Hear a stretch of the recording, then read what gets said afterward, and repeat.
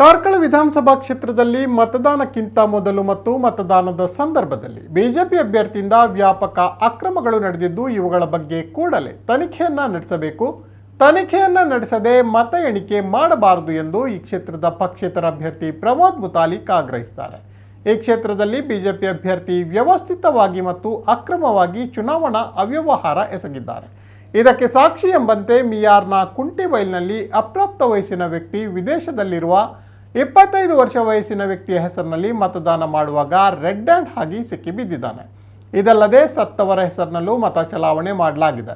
ಇದೆಲ್ಲದರ ಬಗ್ಗೆ ತನಿಖೆ ನಡೆಯಬೇಕು ಎಂದು ಒತ್ತಾಯಿಸಿದ್ದಾರೆ. ಈ ಬಗ್ಗೆ ಉಡುಪಿ ಜಿಲ್ಲಾಧಿಕಾರಿ ಹಾಗೂ ಚುನಾವಣಾಧಿಕಾರಿಗಳ ಅನುಪಸ್ಥಿತಿಯಲ್ಲಿ ತಹಶೀಲ್ದಾರ್ ಅವರಿಗೆ ದೂರನ್ನ ಸಲ್ಲಿಸಲಾಗಿದೆ. ಇನ್ನು ಕಾರ್ಕಳ ಕ್ಷೇತ್ರದ ನಾನು ಹೇಳೋದಾದರೆ ಟೋಟಲ್ ಬಿಜೆಪಿಯ ಅಭ್ಯರ್ಥಿ ವ್ಯವಸ್ಥಿತವಾಗಿ ಅವ್ಯವಸ್ಥಿತ ಅಂದರೆ ಅಕ್ರಮ ಅನ್ಯಾಯವನ್ನು ವ್ಯವಸ್ಥಿತವಾಗಿ ಹಣ ಹಂಚೋದಾಗಲಿ ಮತ್ತು ಶೋಷಣೆ ಆಗಲಿ ಗೂಂಡಾಗಿರಿ ಆಗಲಿ ಎಲ್ಲವನ್ನೂ ಮಾಡಿದ್ದಾರೆ.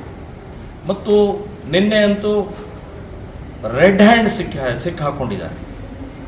ಮಿಯಾರ್ ಅನ್ನುವಂಥ ಒಂದು ಗ್ರಾಮದ ಮತಗಟ್ಟೆ 155 ಈ ಮತಗಟ್ಟೆಯ ಕ್ರಮಾಂಕದಲ್ಲಿ 17 ವಯಸ್ಸಿನ ಯುವಕ 25 ವಯಸ್ಸಿನ ಒಬ್ಬ ವಿದೇಶದಲ್ಲಿ ಇದ್ದಂಥವನ್ನ ಇಲ್ಲಿ ಮತದಾನ ಮಾಡ್ತಾನೆ. ಅವನನ್ನು ರೆಡ್ ಹ್ಯಾಂಡ್ ಹಿಡಿದಿದ್ರು ಕೂಡ ಇನ್ನೂವರೆಗೆ ಯಾವುದೇ ಕ್ರಮ ಆಗಿಲ್ಲ. ಸೊ ವ್ಯವಸ್ಥಿತವಾಗಿ ಮುಚ್ಚಾಕುವಂಥ ಪ್ರಯತ್ನ ನಡೀತಾ ಇದೆ. ಉದಾಹರಣೆಗೆ ಇದು ಸಿಕ್ಕಿದ್ದು, ಇನ್ನು ಸಿಗದೇ ಇರೋದು ಸಾಕಷ್ಟಿದೆ. ಸತ್ತ ವ್ಯಕ್ತಿಗಳದ್ದು ಕೂಡ ಮತದಾನ ಆಗಿದೆ. ಸೊ ಅದನ್ನು ಕೂಡ ಯೋಚನೆ ಮಾಡಬೇಕು.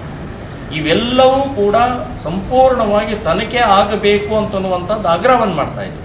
ನಾನು ಹೇಳಿದಂಥ ಎಲ್ಲ ವಿಷಯಗಳನ್ನು ತನಿಖೆ ಆಗುವವರೆಗೆ ನಾಡದ್ದು 13ನೇ ತಾರೀಕು ಕೌಂಟಿಂಗ್ ಮಾಡಬಾರ್ದು ಅಂತನ್ನುವಂಥದ್ದು ನಾನು ಹೇಳ್ತಾ ಇದ್ದೀನಿ. ಸೊ ಕೌಂಟಿಂಗ್ ಸ್ಟೇ ಮಾಡಬೇಕು, ಕೌಂಟಿಂಗದ್ದು ನಿಲ್ಲಿಸಬೇಕು. ಸಂಪೂರ್ಣ ತನಿಖೆ ಆಗೋವರೆಗೆ ಕೌಂಟಿಂಗ್ ಮಾಡಬಾರ್ದು, ಎಲ್ಲರೂ ಪ್ರತಿಭಟನೆ ಮಾಡಬೇಕಾಗುತ್ತೆ ಅಂತನ್ನುವಂಥ ಎಚ್ಚರಿಕೆಯನ್ನು ಕೊಡ್ತಾ ಇದ್ದೀನಿ. ಸಂಪೂರ್ಣ ಅವ್ಯವಹಾರವಾಗಿದೆ.